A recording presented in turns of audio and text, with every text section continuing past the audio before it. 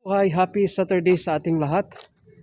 Katatapos ko lang guys mag-exercise, tingnan nyo. Pawis na pawis tayo. Yan.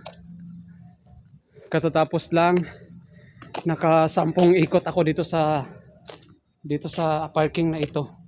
So kailangan natin mag-workout guys, or kahit 15 to 20 minutes lang daily.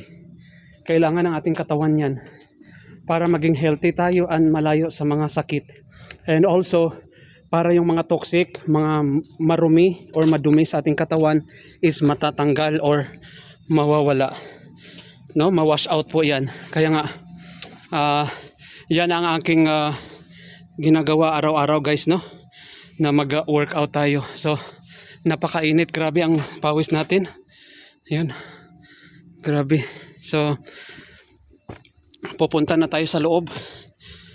Kasi magla-live ako guys na aking YouTube channel, no? 12 to 1 noon time, Pilipinas time. Kasi kailangan ko yan. Napakainit talaga. So, magandang buhay sa inyong lahat dyan. Magandang umaga sa Pilipinas. And tuloy-tuloy lang tayo sa ating buhay, sa ating mga ginagawa araw-araw guys, no?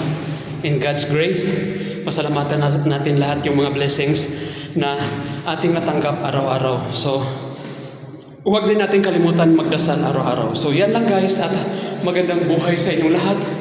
Napakainit na hihingan ako. Bye-bye and have a nice day to one and all.